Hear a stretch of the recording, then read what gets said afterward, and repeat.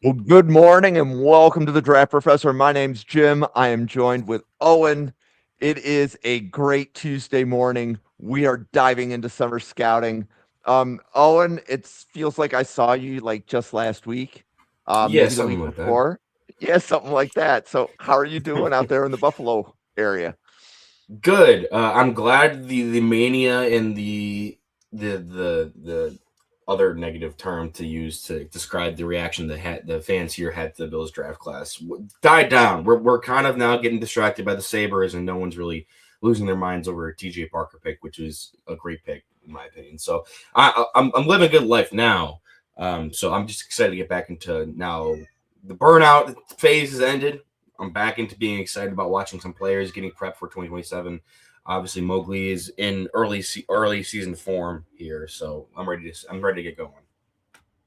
Awesome. Well, we are doing Big Ten offensive linemen today.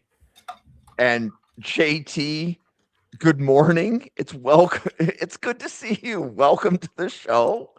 Um, this is the first morning podcast at Draft Professor. This is an experiment that we're going to be trying here for 8 weeks.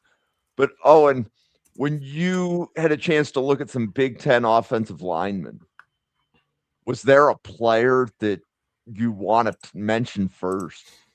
Yeah, there was a couple guys that like absolutely stood out, and there's a couple guys and a couple situations that I was interested in. We'll jump over Michigan. I think is the first place I wanted to stop at because their right tackle is someone that I'm specifically stuck out to me. So I got given a few schools to hit, to watch for this upcoming episode. And the six schools I got was Washington, being a Washington Huskies fan, Michigan, Nebraska, Iowa, Purdue, Penn State, which Penn State and Iowa were tricky ones because those are always consistent producers, but they also always consistently have guys leaving for the draft, including this past season. So that one will be fun to talk about in a second. But starting at Michigan, they have a kind of a weird mix of guys along their offensive line right now, where you have players that have previous starting experience, whether it's at tackle, kicking inside a guard, guys who were playing, who spot started at tackle over the years, things like that. Like Evan Link was a previous starter at tackle over the past two seasons since Shannon Moore took over, and he's now projected inside the guard according to our lads. But the guy I think is going to be like the standout here is going to be Andrew Sprague, the right tackle there. Big guy, ton of length, can move really well. He is going to be, I believe, a red shirt sophomore this upcoming season, so he's going to be on the younger side. If he comes out, that'll be definitely like he's getting some good feedback about his season. I do think that he has all the tools to be an NFL offensive tackle. He plays on the right side, which is a little bit limiting. I do think someone who has that much length and athleticism, you'd like to see them play more on the blind side. Maybe he does get that move to Michigan, or is not privy to that yet. But for me, I just need to see continued growth when it comes to run blocking, coming downhill, working that double team, working the power, creating leverage, and moving guys off their spot, being more of a people mover himself individually, which I do think will come in time with him growing into his body, becoming more of like, physically matured and hitting that weight room at Michigan and getting more consistent starting experience. So he's a guy that I think is clearly has the highest ceiling of any of these players and already has some more significant and stable starting experience amongst this Michigan offensive line. So he's a guy I think that of the group I watched has the most like upward potential. There's some other guys that I'm a big fan of that I think can get there, but I think right now Sprague is the most is the clear head and shoulders guy that I'm looking at to see if he can take the next step and become like a top tier prospect in this upcoming draft class. Nice. So when it comes to Michigan, anybody else stand out as a prospect that you have your eyes on? Yeah, I think. No, I'm trying to remember if I from my research if I'm correct or not. But their current slated center, because they lost a couple guys to this past draft class. We watched Giovanni Al Hadid. There was another, I think there's a guard we watched from them that either ended up transferring out or going to the draft. And so they have a guy who had experience. Like I said, Evan Link was a tackle who's projected to kick inside a left guard now. But Jake Guarnera is a guy that's going to be slotting in at center, who had his experience playing a couple guard position. Again, another guy that has some experience starting at a couple different spots, especially along the interior, but is a player that is going to be trying to get a more consistent spot this season. at the center position after again losing Giovanni Al-Hadid and having an offensive line that is really in flux. You lost guys who were consistent starters again outside of Sprague that are going to be needing to have holes filled. So guys who have previously played other places are going to be sliding in there. And the fact that Guarnera is sliding in at center is going to be something I'm going to be really interested in because he's going to be trying to hold him down and kind of congealing this merryman group that hasn't really had a consistent level of meshing together specifically. So he's another guy that I was really interested in and saw some tape on there that I'm very pleased with. And the fact that he's moving into center kind of shows the next step of like intelligence, IQ, and ability to play and kind of quarterback that offensive line unit. So that is a guy that I think I have my other name flagged for there with Michigan as of right now. Nice. So, and as I'm looking at the Michigan offensive line depth chart, it is lacking a senior. Yes. Yeah. So this is a young offensive line. I have a feeling that we're going to be talking about some of these Michigan offensive linemen for a while.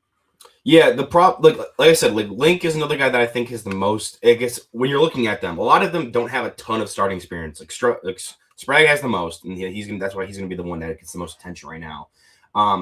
Link has experience, and he is one of the older guys on this lineup with as being a redshirt junior. But he is a player that didn't have a ton of consistent starting spots. So it's like it looks like he's going to find out more of a home right now so he can go and get stabilized and be one of that more like consistent players for them. But he's a guy that I think, despite having had tape on him, you got to kind of throw out some of it because he was playing all over left, right tackle, things like that. But now he's going to be the guy that kind of steps in and beats that left guard. And then you just reminded me, you sent me a little PM here about their left tackle, Blake Frazier, another younger guy, redshirt sophomore, right?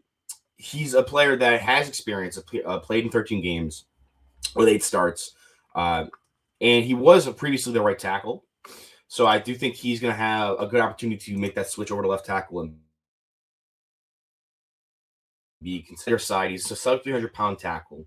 And it shows a little bit there. I do like his movement. That inherently comes with it. He does have some height and some good broadness in his build with his shoulders and his hips. So I do think he can add a little bit more weight. He's a lot less of like a finished product, I would say right now. He's definitely got the athleticism. He got the upside. I'm interested to see what happens with him when he kicks over to left. Because Sprague right now, like you said, is going to be maybe potentially right tackle. Between the two of them, they're going to have a good tackle combo. It's going to be whether or not these guys play on what side of the line. So I do think he's another guy that you're going to look at here, who's penciled in as left tackle starter, but I do think is going to be more of a variable and more varied where he could land being, especially with more experience at starting time, and then seeing where his body transformation really takes him. And then you had briefly mentioned Evan Link, and I know that we covered Evan Link as a tackle last summer, kicked into guard. Do you see Evan Link at Michigan as a draft prospect, or do you look at him as a Michigan offensive line? That's tough because usually those two are synonymous with each other. It's been a little bit different since the coaching staff has taken over the new one and they kind of move back and forth. I do think that he could be an NFL prospect. I think he's going to be on the lower end right now just because, again, he was this tackle guy. We looked at him last year, like you said, in summer scouting because he got some opportunities here and there. And he's definitely bulked up more. Like they have him listed here at going up to 325. So he's got the size for the interior play. And I think my biggest issue with him last year was that he was playing in too much space when I was looking at him, and that the move to guard might really help him out personally. I do think we need to see some better leverage work. He is still 6'6", so he's on a taller end for an interior offensive lineman. There's a lot of factors that are going to be kind of needing to be worked around for him to be able to become an NFL prospect, but he has the measurables, he has the size, he has some starting experience that you might be potentially looking at a guy that can move up that way. I think at worst, he'll be a good college offensive lineman for Michigan, will do his job there. I need to see how he looks when he moves inside to the interior, similar to some other Michigan guys we've talked about in the past who have made that kind of transition. Trying to remember the tackle that ended up moving into guard, or vice versa, that I really liked, who went to the Eagles that Newt was out on. Or no, that was the Wisconsin guy. Sorry, all these Big Ten schools kind of blend together. But there's been a lot. I'm thinking of also Andrew Stuber, because Evan Link wears number 71. Andrew Stuber was a right tackle from Michigan that I liked in a few draft classes ago. Went to the Patriots, I think. Um, but yeah, he's a guy that I think has the size and has the intangibles, the measurables that you can't really teach. It's going to be more so, can he put it all together and show it now that he's at a position that he's a little bit more comfortable at, I think, athletically. So that's going to be the biggest kind of like, we'll wait and see how this change can really impact him right away. Whereas a guy like Frazier, it's going to be, okay, let's watch his progression throughout the season. Kind of similar to how we were in a very lesser sense with Frazier, that we were with like Trevor Gooseby last year, where it's like, okay, he's got a very little experience. Let's see how he progresses, because we think that there's an athlete. We think that there's a frame here to work with. Is he going to be able to take the next step, kind of thing? Nice. So we've covered 4/5 of the Michigan offensive line. Where do you want to go next? So the question becomes: do we want to talk about guys that I really like as NFL prospects, or we want to talk about the mess that is Washington's offensive line? Because there is some fun to talk about. Because we'll go there, because I prompted it already. So Washington, they are returning a lot of their starters from last year. They lost one guy to the draft, the left tackle, which is going to be its own kind of conversation to have towards the back end of this. But for a lot of their players, they are returning. The only problem was that last year they all missed time individually, where they either missed the beginning of the season, middle of the season, or end of the season. And it was hard to keep a kind of cohesive offensive line unit together. All these guys are back, and they have the potential to become a good unit, and they are individually good players, and I think can be potential NFL prospects down the road. There are like tiers to them. I do think that the right tackle and right guard, and Drew Azopardi and Gary and Hatchett at right guard, they're going to be players that are a little bit on the lesser end, maybe not so much knocking on the door of being NFL prospects. They're kind of maxed out being seniors, and while having missed time last year, are going to be players that are going to, have a floor, but I don't think they're going to be guys that are going to be able to take massive steps. Where I'm really looking at is going to be their center, who is another senior in Landon Hatchett. He's a player that I really liked. He played for them last year, so was a starter from last year, missed the end of the season. But is a player that I do think has the requisite size, mobility, things like that to become an NFL prospect. He's a guy that I really like. Like I said, it's just going to be a lot of help when it comes to those guys on that right side. Because then you get to the left side, you're getting younger. Jake Flores is the backup as redshirt freshman. He hasn't really seen much action. But John Mills is your penciled in starting left guard. He's a true sophomore. Had some good reps last year. Had a bit more of a bumpy ride, I would say, but he's a guy that I think progressed well through the season itself. And this is just me, as a fan talking. I think he did do better, but definitely earlier, where you saw some of these older, more experienced players excel, especially early on against the games in Ohio State, things like that, where you saw their experience get lent into. You saw Mills as a true freshman getting kind of pushed around, a little less consistent, which you kind of get with these younger guys. So that's interesting for me, is to see where he progresses. And if you're looking at guys who, for 2027, 2028 draft classes, John Mills may be a guy that can progress into that, especially because he's the first kind of wave of this Jedfish recruiting class that's coming in, whereas he kind of had to patch holes and make sure that he got his guys in from after coming in from Arizona, after they lost their coach to Alabama and lost half their players. Jeremy Bernard, Parker Brailsford, all these players left to go to Alabama and ended up getting drafted. And then you have players that need to be replaced immediately with transfers. Now you're getting that wave of kind of recruits that came in under Jed Fish and John Mills specifically. And then looking at left tackle, you have a guy who's right now, our lads has the true freshman in Cody Green penciling in as their starter, which that one surprised me, because you don't often see true freshman starters at offensive line, especially in the Big Ten. Cody Green is a 5-star tackle prospect.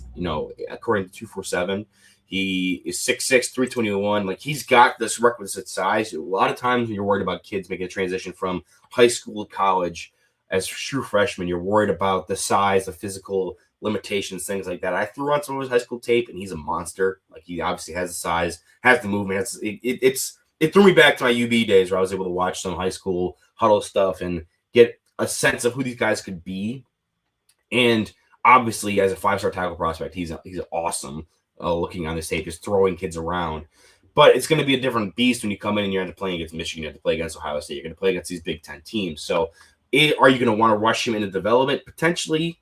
This is another guy that we have no real idea of how he's going to play with Cody Green because he has yet to play. So that may be a pathway for him to be kind of a top tier prospect in 2028 or 2029, even when we get there, just because he's got the pedigree. He's going to have starting experience because the only other person pushing him for that job right now is Colt Dietrich, who is a transfer in from Sam Houston, was a starter there. Which is kind of curious because he was a starter at Sam Houston, but he flipped back and forth between the right and left tackle a lot. And he started at left tackle, kind of finished it out at right tackle. And similar to that, but Drew Azzopardi, as their right tackle, was also a player that started at left tackle, finished out at right tackle. So you have two players in Dietrich and Azzopardi who have experience starting at both sides.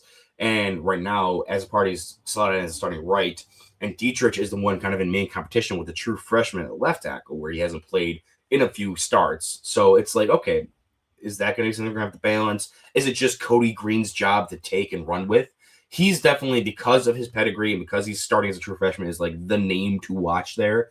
I do think that Landon Hatchett and John Mills, at different stages of the career, Hatchett being a senior, Mills being a sophomore, or guys you can also look at Mills with a little more upside. Hatchett, I think, has the floor, and you're going to want to see if he can solidify himself into a true draft prospect for this upcoming season. And then if the right side can stay healthy and kind of put it together and kind of maintain that experience level and kind of bolster the rest of the younger side of the line, they may be able to push themselves into it, but I wouldn't have high expectations for them. So really, Hatchett at center, and then moving forward to 28 and 29 even, you have Mills and you have Cody Green on the left side of Washington's offensive line. So a lot of moving parts, a lot of youth and a lot of experience kind of mixing together the two phases of transitioning a team after your head coach leaves, with transfers and recruits. But it's going to be an interesting battle between those two sides and the experience versus the inexperience. So I'm really excited to see that as a Washington fan. Also very optimistic for that left side of the offensive line. So we'll see how that goes. That was a really good breakdown of the Washington offensive line. And I'm sitting here saying it was a really good idea to organize so that, for example, you were the one covering Washington. Because I don't know that somebody that just saw a player list would know everything that you just said, right? Like, you have an intimate knowledge of the team's recruiting and depth chart. So that was just really well done. Yeah, I mean, watching them last year, you can definitely tell their offensive line wasn't terrible. I don't think that was really their problem. As a fan talking, I never really had a problem with it. It was more just so like, oh, this guy went down. That was the story with the team all last year, between the offensive line, Boston, Coleman, all your big time players got down with injuries, and they were never on the same page, which kind of that's why their season hit a speed bump. But I do think if all things play out, you lost some high end talent, you're going to be all right. And I think the offensive line is definitely the way to go with that. And I'm a crazy draft nut, so I'm looking at the offensive line where everyone else is watching the skill position players, and I'm like, okay, these guys are kind of interesting. And I'm also really into the recruiting aspect of it, having worked in that section. So having gone through and looked through some of their recruiting classes, especially because I'm very interested in one of the things that I'm just interested in normally is the transition of new coaches taking over and how those recruiting classes kind of come in and what they're focusing on, what their main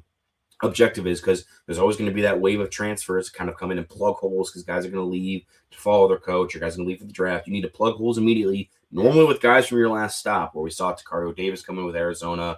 A lot of these guys from Arizona come in and play, and Jonah Coleman even. So you have a lot of guys coming in for that way to plug holes, but then now it's your next wave. Now it's what is your recruiting class is going to look like? What is these young kids that you brought in, specifically they're coming to play for you as high schoolers. They're not here anymore from the previous regime. What is your recruiting class going to look like? And this is now the next phase of Washington football under Jedd Fisch. We're really going to see what Jedd Fisch's Washington looks like. Nice. So where do you want to take the conversation next after Michigan and Washington? I think we can hit Penn State. I was a big fan of Penn State's offensive line last year. with a couple of players that got drafted. Obviously, Vig Ione is being a first round, top of the half draft pick. He's awesome. Was always going to be good. And then you have Drew Shelton, who I was a big fan of, ended up getting drafted. I think. Would you consider Drew Shelton being drafted higher than most other draft professors thought he would be? I know I was high on him. Yeah, Remind me where he went. I think it was in like 4th or 5th round, if I remember correctly, because he went. So, I remember clocking that, like, oh, he went relatively higher than I thought. Yeah, 4th round to the Cowboys. Okay, that would be higher than most. But I think nearly everybody had a day 3 on him.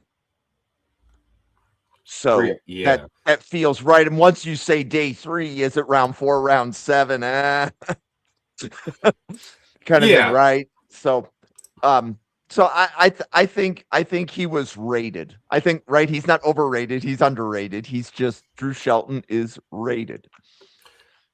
I mean, my experience with it was always like I was high on him, especially as a tackle prospect, because I liked his athleticism, I liked his pedigree, and then he ends up going out in the 4th round, and I felt like the only person I really heard a lot of opinions from him about him was like Newt and the other guys from the Packers that I was working with for Cheesehead TV. Yep. A lot of them were like, well, have you watched him for guard? Because I was doing the guard section, and I'm like, why would I watch him for guard? He's a good tackle. And they're like, well, because he stinks. And I'm like, oh, really?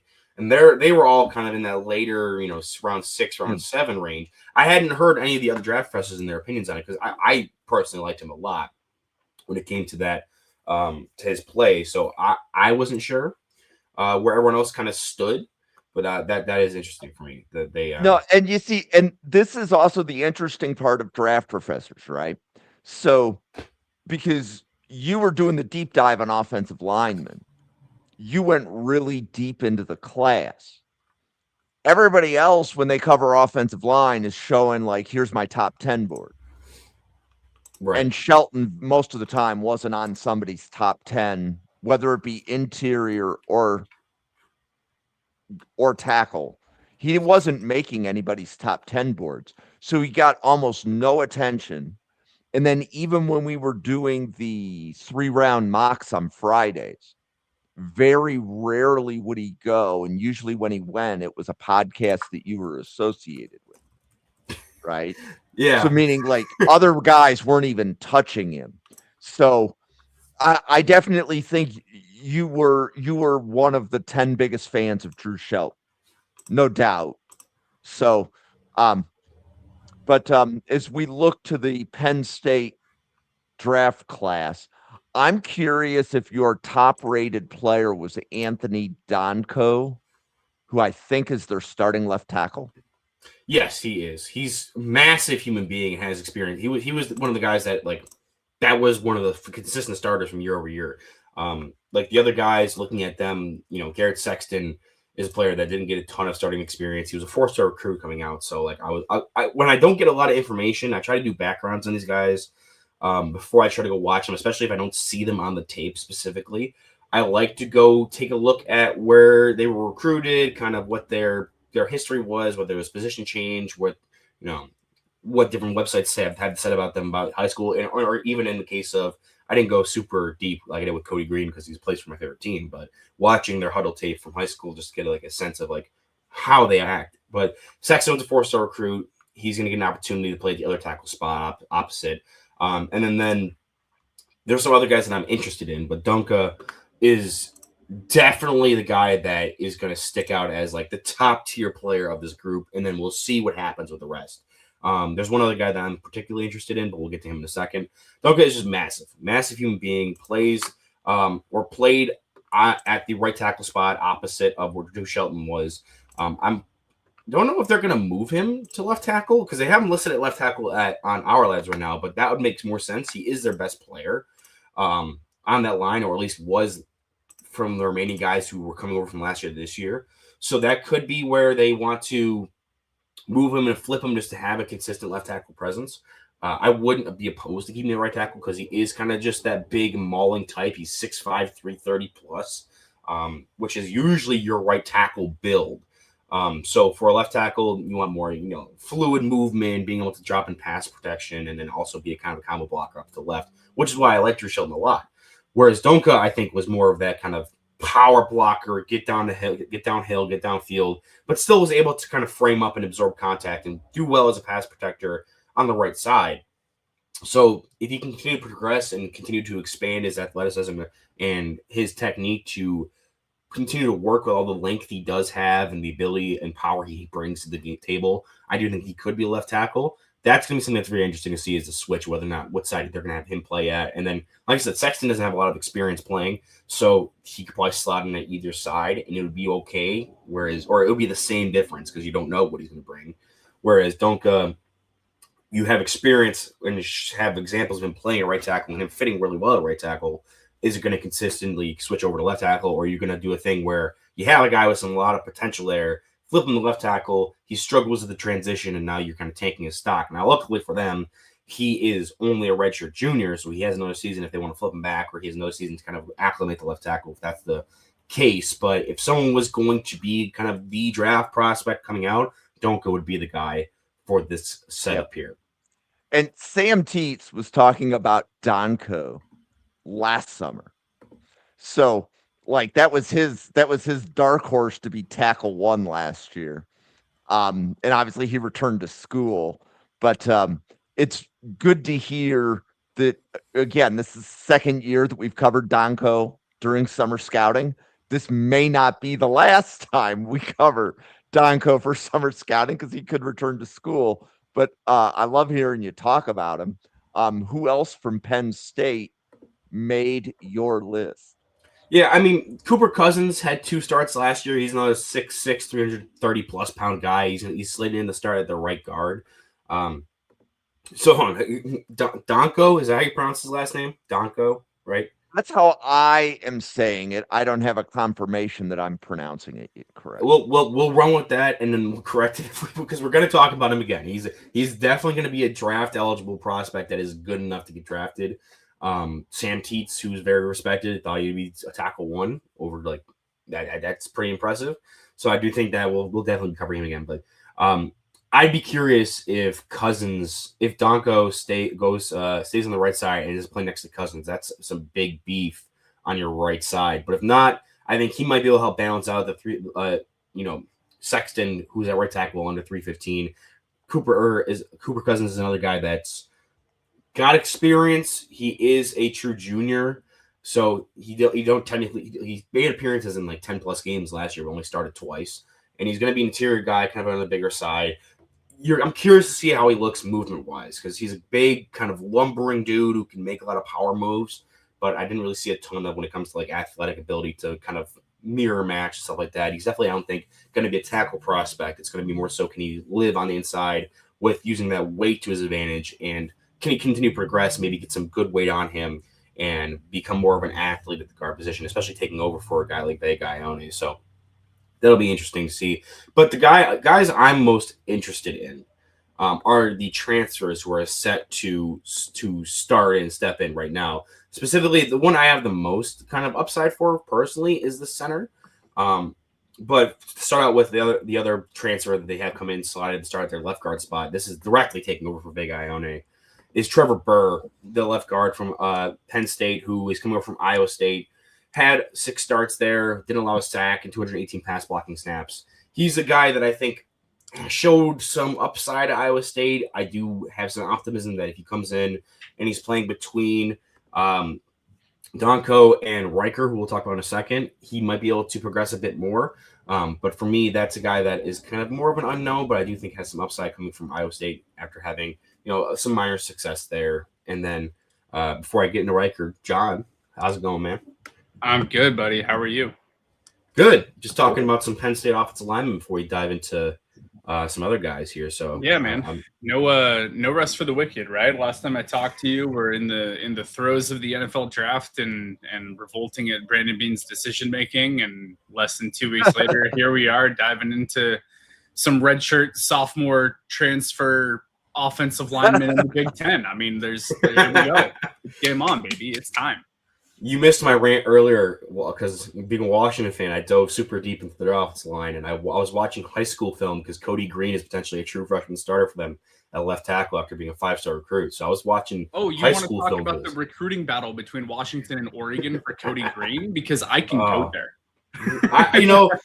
We took the W. I will gracefully concede because that was intense, and I'm very excited for Cody Green. And I'm happy he's playing for my team. Let me just say, after watching the high school stuff, that was some special stuff. No, Cody Green, great kid. I was doing a little bit of writing for Rivals last summer, and I'm really happy to announce that I'm going to be doing some stuff for On3 Scoop Ducks going into this year. So I'm really stoked about that. But Cody Green, I actually talked to him a little bit last summer. And he's got a great personality, like super chill, very laid back, very hardworking guy though. I think he's going to be really good at the college level and potentially NFL level. It's going to be fun to watch. Yeah. Well, and the fun part of doing these podcasts is that if we're talking about a freshman, that means that we might get to talk about the player on this podcast for 3 or 4 straight years. Yeah. So I am here for that. And that is why Draft Professor Summer Scouting is like no other channel. So absolutely love it. And that makes me even happier that Cody Green's on my team now, other than the fact that he's built like a mountain, despite being like 18 years old. So yeah. I'm very excited for some Cody Green. What's he listed at already? Like 6'6", 325. Yes, that's exactly like 321 is like is on 247, but I'm sure on their actual website he's probably pushing 330 at 18 years old. Sure. Yeah, massive human being. But just to wrap up Penn State, to get back into that so that way John can hop in and cover some of the schools he was looking at. Who I'm really excited about is going to be Brock Riker. He's a redshirt sophomore transfer into Penn State this season, but he has some starting experience specifically at his last stop, which is making me a bit more excited because I didn't really love Penn State's center last year, but at Texas State, he was second-team All-Freshman or All-American Freshman honor from the Athletic, and then he started all 12 games last year and he gave up 0 sacks on 438 pass blocking snaps. He was very much, you can see, highly intelligent, able to kind of help off, win one-on-one battles, is a guy that is going to have some size, being 6'4", but only 291. So he has the length, he has some movement, but he's going to be, or he has some girth to him, but he's not going to be a guy that's going to really anchor down and move guys off the spot. He's going to be more of that helping block. And with the guys we talked about previously at the guard spots, you have a 6-start Iowa State guy at one side and a 2-start previous Penn State recruit at his other side who have very little experience. They're bringing a guy in who has a ton of experience at Texas State, has more movement ability, has high IQ, is going to be able to balance those guys out and really help out with those more inexperienced players from the pivot position, and especially going from Texas State to Penn State after being a consistent starter there in his redshirt freshman season, I think really kind of shows some upside there and some ability for him to be noticed by these guys who at these upper end Big Ten offensive line producing schools. So for me, Brock Riker is someone I'm very excited to see, especially at such a young age. He might not come out this year. I would assume he'd take at least 2 years at Penn State before committing to the draft or anywhere else. But he's someone that outside of like I mentioned outside of like Dunka or Donko. How do we say it? How do we say it, Jim?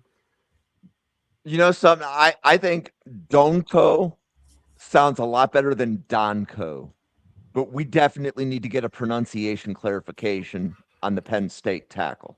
Yes, so he's my number one, obviously there, but Riker is my number 2 for most interesting players I'm looking at that spot in Penn State specifically for this upcoming season.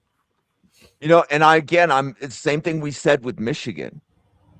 I'm looking at the Penn State offensive line, and I don't see the word senior by any of them.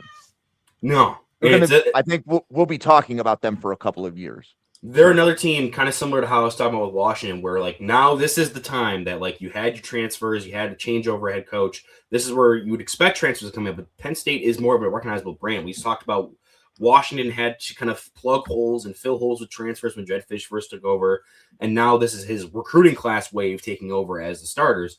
Penn State kind of stuck with their guys. Like they have a couple transfers we talked about that are coming in to kind of take over after James Franklin leaves. But you do still have guys that have been in the system that are going to be 3 of your 5 main starters. And the guys who are coming in as transfers are these kind of higher upside young guys with less experience. So you're seeing a different way to attack that new transition of head coaches at a different school. It's going to be interesting to see how that works out with Penn State long term, if they're going to continue to, because now these younger guys are going to have these starting spots, and it's going to take longer for their true recruiting classes under this new head coach to come in and take over, because you're going to have younger transfers kind of holding those spots for longer. So, John, it occurred to me that after we did the switch from Mondays to Tuesdays, I didn't give you a group of teams to do until like yesterday. Yeah. Significant error on my part. I was trying to make sure I had podcasters for each podcast. But that being said, from an Oregon standpoint, yeah, who are your favorite offensive line prospects for the NFL for the Ducks? Oh yeah, I mean, let's start with Oregon. That's my school. That's my baby. Poncho Lalulu, the center, Iapani Lalulu, far and away going to be the number one guy that goes from Oregon. He's going to go into the NFL with a ton of starting experience. When he was early on at Oregon, he bounced around positions on the interior of the offensive line. He was kind of looking for his position home, and he was a good guard, but they needed him to step in at center due to an injury, and that's when he found his spot. He became the locked-in starting center. It'll be 2.5 years of starting experience at the end of this season at the center spot, just anchoring that offensive line. And to me, he projects as a long-time plug-and-play starter at the NFL. He's listed 6'2", 325, so a little bit shorter, very dense build. I think he's going to measure pretty good lengthwise, though, when it comes to arm length, when you get those combine measurements in, like more length than is kind of necessary at the center position. Like, he's got long arms. But to me, Poncho, he's incredibly consistent, and I think that that's one of my favorite things about him. He's not a super flashy NFL prospect. He doesn't have this exceptional movement ability or anything that stands out as being like very rare and unique. He's just above average to great at everything. He's above average to great in the run game, above average to great when it comes to his balance, to his leverage, to his first step off the ball. The way he finishes is awesome. I think that he processes what's happening in front of him very, very well. And he does have great footwork and great ability to pull, because the offensive linemen, they love to pull their interior offensive linemen in the ground game. And you see him do it time and time again. So I think that he's going to be, I don't know, probably around a top 50 to 75 type player in the 2027 NFL draft. And if a team is needy at interior offensive lineman, I could see him getting pushed up higher than that just because of the positional value. And my instinct would be that if he was in 2026's draft, he would have gone round 1 to the Ravens. Oh, yeah. No, I agree. I think that he would have been looked at as a back of round 1 interior offensive lineman in this year's draft. Anybody else from the Ducks that you see as a legitimate NFL prospect that we're going to be keeping our eye on for 27 or 28? In 27, I think that Dave Luley has a lot of upside to him. To me, his big thing, he's built like a bull. I mean, he is so powerful in the ground game. So I think he lacks a little bit in the agility factor. But in terms of just a mauler and a powerful interior offensive lineman, he's going to slot in probably at right guard this year next to Poncho. So those two in the interior offensive lineman, Poncho is number 72, Dave Luley's number 74. So if you watch them on the interior of the Oregon offensive line this year, you're going to see a lot of power and a lot of moving big guys off the ball. So Dave Luley, I don't know if he sneaks into day 2 or if he's more of a day 3 type selection. And who knows what happens this year, right? Like if he comes out and shows a little bit more fluidity and flexibility, a little bit more agility, maybe his stock really starts to take off and he goes higher than that. But I like a lot of what he brings, especially in the run game. Anybody else from the Ducks that you want to mention, or do we want to move on? I think that you gotta just highlight some of those highly touted recruits that are waiting in the wings. Zaire Addison and Douglas Utu were both big time recruits. They're gonna get their turn, probably not this year, barring injury, but those are some names to watch 2028, 2029 in particular as offensive linemen that are up and coming. Oh, and you want to shift and go somewhere else now? Yeah, let's stick. Yeah, I was going to say let's stick in the Big Ten. Like this isn't a whole Big Ten podcast. Let's stick in the Big Ten, Owen, shall we?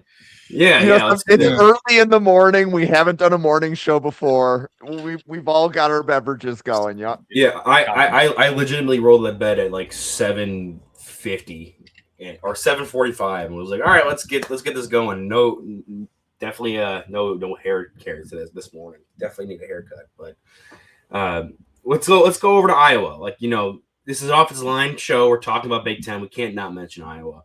And there's like 2.5 guys I'm really kind of sticking out to me right now, specifically for 2027. 2028 and on, obviously, there's going to be more. Iowa is a weird one because they oftentimes have a lot of older players. We talked about some of these teams that have a lack of seniors in their depth chart. Iowa's never going to be that. They're always going to have some upperclassmen. For example, I think one of the guys that this is the half I mentioned first. It's kind of starting on the lower end. We always have these kind of stories of, especially from Iowa, these guys who come in 1-year starters, but they're Iowa offensive linemen. They're polished. They're ready to go. And that's kind of what I see with Jack Dotzler. Like, you have him coming in at right tackle after having Jennings Dunker there holding it down for multiple seasons. And okay, he didn't have an opportunity. He got in. He was a next man up candidate for them, which is their offensive line award for guys who are coming in and taking over snaps whenever they need to. And has been in their system for a while. He's a redshirt senior. He's been there his entire career. He's a player that is going to know Iowa football inside and out, coming in at right tackle. Unlike with Jennings Dunker, he is going to have the size you want. I'm just going to pull up his exact measurables because I had something down here differently, and I think I looked at it recently, and they changed it again. So they have him down to 6'6", 312. So I had him as 6'5", just north of 300. So they say he's gotten a little bigger. He's going to have the size for a right tackle spot. He's been there for forever. But, in his 5 seasons of being there, he was just, Dean's List, a bunch of all of his bunch of, academic awards, saying how he got some limited snaps, and it was hard to find the games where he did actually play. This past season, he did play in all 13 games, but it was more in spot help. It wasn't as a starter. So he won the Next Man Up award. I say he was nominated. He actually won it. So he's a player that is going to fill in and have the opportunity to be a consistent starter after having kind of just stewed and cooked in that Iowa system. So he's a guy that I'm interested, but there's not a lot on him per se with film. The guys that I think are going to actually stand out, flipping over to the other tackle, is going to be Trevor Locke at left tackle. He was just starting left tackle this past season.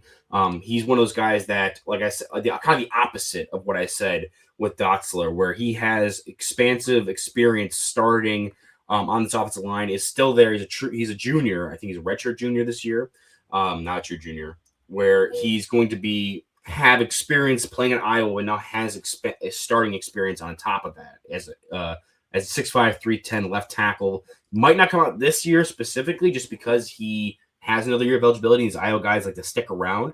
But if he continues to progress based off what we saw last year, which was using his length, again, kind of polished already at the point of being a younger guy. He was a redshirt sophomore last year, showed some polish, has the size, is getting above 310 this year is good for me because I think he needs to add a little bit more power to his game. But overall, good athlete, is kind of their left tackle stand-in for the next foreseeable seasons if he does come back. So he's a guy that I'm super interested in seeing his progression physically and how he continues to grow if he might potentially become a 3-year starter at left tackle coming out of Iowa in 2028. Minimum 2-year starter at Iowa left tackle at 2027 as long as the season goes as you expect. And then the other guy, and I do think this is a transition for him because I believe he played guard last year, if I'm remembering my name correctly. But Cade Piper is now going to be their starting center at 6'2", 290. He was a guy that PFF first-team All-American, third-team All-Big Ten from the media. honorable mention from the coaches, was one of the key cogs in the offensive line last year at guard. And now he's making the transition now that Logan Jones is gone, kind of taking over that same role. Similar body type to Logan Jones, kind of 290, probably a little lighter if I had to guess. Much more of a move blocking center, but is technically sound. Knows how to leverage his body well. I was a big Logan Jones fan. I had him with like a 3rd round grade this past draft cycle. But that was only simply because he was an undersized guy that wasn't going to be everybody's cup of tea. I think he needed to go somewhere specific to really maximize where he was going to land, which he ended up going to, where was it, Chicago? Perfect. I think that kind of style of offense, more of a zone kind of movement blocking, is going to be where you're going to see a guy like Logan Jones succeed. And now you're having another guy in Piper who has experience starting at guard. Love to see some experience at all 3 interior positions before moving into center.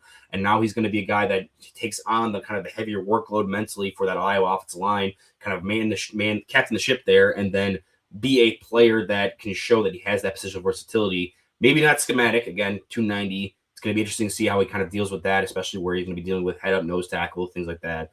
But for me, a guy that has a ton of upside as an interior player who might not be everybody's cup of tea, but definitely will be in that similar position like Logan Jones was in last year as a redshirt junior. So he has another season. He can also come back again if he does want to, similar to what Logan Jones did last year. Nice.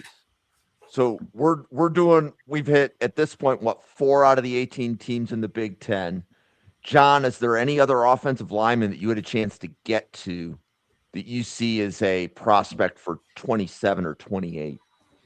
Yeah, I did a little bit of homework elsewhere as well. To me, I'm really curious how USC's offensive line is going to come together. There's a lot of moving parts there, which is going to be interesting to see how that goes. Like Tobias Raymond, he has kind of flexed all over the offensive line, some interior, some outerior. I like that. Wow. We will make up words. I am completely okay with that. We have outerior offensive linemen. I'm good. I have not had enough coffee. Exterior offensive lineman. But he's going to kick inside to be their starting center this year. So if you look at some of his metrics, some of the things that we've seen on film, there were definitely times that he was getting beat. He had a couple games last year that graded out really poorly from a pass blocking perspective. But I'm curious to see what it's going to look like with him kicking inside to center. He's 6'3", 315. So I'm curious what that's going to look like. Elijah Page is a name that I'm watching because he just has a monster of a wingspan, but he played only 7 games last year because of his injuries. So light feet, big wingspan, has the athleticism. With one solid, healthy year this year, I'm wondering if his name starts garnering some buzz. Alani Noah at right guard was a 2024 freshman All-American. So now going into 2026, does he start to put some things together? He's got a big, dense build. He's 6'7", 325, just a large man. So there's definitely potential to the USC offensive line, although there's a lack of consistency to it, right? So a lot of moving parts, people coming back from injuries, changing positions, things like that. I'm curious just to see what that build is going to look like as the season goes on, because with USC, they have an elite offense always, every year, but their defense can't stop a running nose. So with the offensive line, are they going to be able to get the offense to put up, the massive numbers that we're used to them seeing? Is this going to be a team where they have to score 45 points to beat their opponents again? Or does the defense step up and get them into the games a little bit more closely where they're able to lean on the ground and not put their offensive linemen in such horrible spots? Because that's one thing to think about with the USC offensive line. If the defense isn't stopping anything and the opposing offense is putting up 45 points on USC's defense, then the opposing defense pass rush is just pinning their ears back to try to go to the quarterback, and it puts these offensive linemen in a really bad spot. So does the whole thing balance out a little bit better this year? Is the offensive line not going to be in such a bad, playing from behind stance? And how is this shifting of positions going to play out for that team? That's kind of what I'm watching. And I mean, USC in the past, like they've produced a lot of good offensive linemen, but like recently, and I'll kind of stroke your Oregon ego here a little bit. They've had players like Pregnon that looked awful at USC, and I had like a late day 3 grade on, and then comes in and gets up to a day 2 grade for me when when he moved over to Oregon and became a player that could kind of excel more. So like they're also showing experience now that they don't really maximize their players, especially like guys who they maybe don't have an idea of that. The style of play they play, like you mentioned, is a lot of catch-up football, kind of high-scoring football. It's not really indicative to letting these guys be kind of multifaceted players, whereas like Pregnon does not fit that mold at all, where he was a power blocking, wants to run the ball type of guard, run behind him. You have him in a wide zone kind of pass-heavy offense that didn't really play into his strengths. So I'm curious to see what the style players they bring in are, how they mesh, and how the system that they run in USC kind of implements that, and how that really molds them as players, and if it plays into their strengths. Or we see a lot of guys that maybe we're a little bit higher on when it comes to them previous stops coming in, and then they don't really fit into that as much.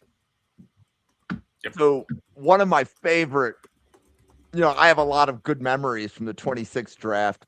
But Owen, when you were doing one of the group mocks and you saw somebody taking Pregnon in round 1, your reaction, I will remember for at least another short amount of time until that happens to a different player in a different draft cycle.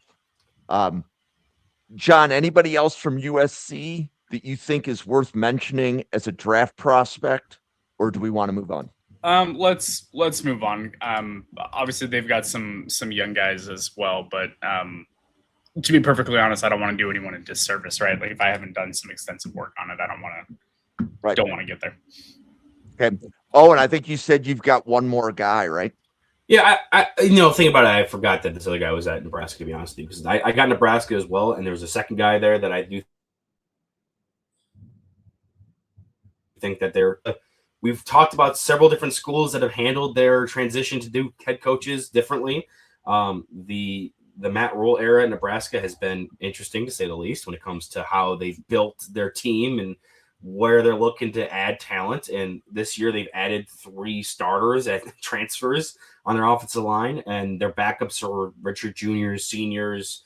You got some youth there, but a lot of upperclassmen in the backup range. So I'm curious to see how they're handling that, especially. I haven't dove into the recruiting class enough to have an opinion, but 2 players that specifically stand out that were there last year, and Emma Johnson had a really productive season for Nebraska. And a lot of it, I wasn't a big Emma Johnson fan per se. I thought he was a good player, but I think a lot of that came down to he had some good guys in front of him blocking. And one of them, I'll start with the guy that I'm a little bit lower on than the other, is Elijah Pritchett, who was their tackle. He's slated to be their left tackle again this year. He was at Alabama for 3 seasons and ended up being a starter at the 3rd season at tackle for them. And didn't go as well as he liked. He ended up not starting the entire season, getting benched. But he made the transition to Nebraska last year, started every game for them. He's a guy that was highly recruited out of high school, comes in, ends up being a starter at the transition Alabama phase, and then goes over to Nebraska, helps Emma Johnson run for a ton of yards last year as their outside presence. And I think even as a redshirt senior can definitely show some improvements incrementally this year when it comes to technique and kind of solidifying that tackle spot. He's a guy that I think maybe a little bit lower when it comes to upward trajectory of where he can get drafted, but is definitely a player that I think can solidify himself as a draftable prospect this year after having that kind of hype. But for me, the guy that I think I'm most excited to see is another redshirt senior. But this one, he was at Nebraska, I think the majority of his career, if not all of his career. I don't think he ever made a transfer, but it's going to be Justin Evans, their current center. He redshirted his freshman year, and then ever since then, his redshirt freshman year, he started a couple games at left guard. Redshirt sophomore year, he started a couple games at right guard. He threw in a couple starts at center his redshirt freshman year, and then last year he was there every game starting center. Was the main pivot point of that offense. For me, he's a guy that fits what they like to do. He's 6'2", 315. They have a blend of like these power gap schemes, pin and pull, stuff like that, where he can really hold his own there. Isn't a statue when it comes to moving in space, but really is going to emphasize his power blocking. and kind of quarterbacked that offensive line last year. I think this year is going to be a bigger challenge for him with both his guards being transfers and his right tackle being a transfer. He's going to need to really kind of gel that line together, him and Pritchett kind of holding it down, being the stalwarts there. But for me, Justin Evans as a center with a more kind of transcendent skill set, has some upward mobility if he continues to show what he did previous years this year. And especially with the fact that he has like kind of that starting experience of both guard spots. It's very Matt Galvin coded as it was. I was a big Matt Galvin fan this past season, where you got a guy who has years starting at guard, has kind of this blend of skill sets where he's not lead at any one thing, but can do multiple things really well and can be a guy along your entire interior. So for me, Justin Evans is probably the name to look for at Nebraska, but Pritchett is definitely going to be a player to watch as well if you're looking for guys who are going to get drafted and maybe even progress into maybe that top 150 range towards the back end of it. Oh, and I want to ask you about Justin Evans a little bit more. He's someone that who has my attention as well. I need to dive deeper into him. He looks like he's super mobile, super athletic. I think he has really good ability, like recognizing stunts and pins and pulls and like all kinds of stuff that defenses try to throw at him. I like his positioning in the run game and how he utilizes his athleticism, because he's a mover. Like that dude can move. What are your thoughts on him in terms of pass protection? Like, how is his anchor? I don't know how deep you've gone into it. I'm not trying to put you on the spot, so I'm sorry if you don't know. But like, what do you know about his anchor and his ability in pass protection? Because that's something that I'm not familiar with yet.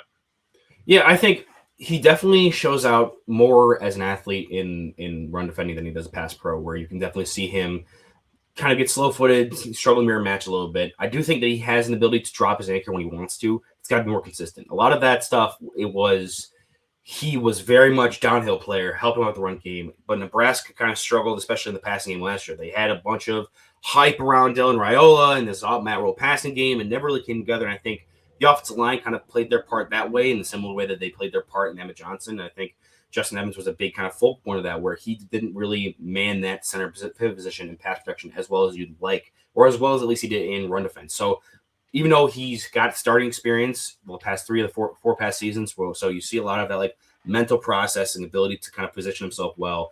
It's a lot more finite details in the technique, making sure he can be more consistent, which I'm looking for him to progress this year specifically. So I like him, and that's where I think I see a lot of upside is, like, yes, he's kind of maxed out. He's a great athlete, so he has that athleticism upside, but I think when you're getting to a guy who's at the age he's at, you're not really looking for him to max out physically with strength or adding weight or anything like that, or losing weight, like kind of those big moving pieces, but you're looking for them to progress as a technician specifically to see that growth and see if there's some upside there when it comes to that pass pro level and things like that. Yep. So any more offensive linemen? Or, I mean, this was a pretty full show. I think at this point we may have covered close to 20 guys. Okay. So next week, Tuesday morning, we're covering Big Ten tight ends. And I have a feeling that there's going to be a player that John's going to spend like half the show on. There's going to be 2. Ooh. Got it. You see? So, yeah. So we're just every Tuesday, we're going to be covering the Big Ten. We're just going to flip the position. But before we go, John, do you want to let everybody know all the other places that you are creating content? Yeah. First and foremost, find me on X right there at John Helmkamp. Feel free to talk to me there. I'm really excited to be joining, On Three's team as a contributor for the Scoop Duck page. So excited to start writing about my Oregon Ducks a little bit more in depth. Here, talking about Big Ten through summer scouting. Really excited to be doing that. That's about all I've got lined up right now. But yeah, excited to be here. Owen. Yep. So you can find me on Twitter and at YouTube at Weekly Huddle. I'm kind of in a transition period of the draft's over. What do you cover now kind of thing. I am excited to keep doing these summer scouting sessions, and you can just find me whatever I'm going to be doing. A lot of it's going to be a lot of my Twitter feed is going to be hockey based until the Sabres get eliminated from the playoffs. But I do think that once that kind of ends and we get into the dog days of the summer, you'll find a lot more updates over there, and that's what I'm going to be covering and where my summer scouting journey is going to take me next. Your lack of confidence in the Sabres is like you said when they're eliminated. Jim, do you know how old I was? It was when. Do you know how old I was last time they made the Stanley Cup Finals? It was 1999. I was guessing that you were about 3. I was -2. I was not born yet. Oh wow. Okay. You're younger than I thought. But I want to thank Owen and John for helping Draft Professors put this content out. I also want to thank Owen and John for taking time to do a Tuesday morning experiment.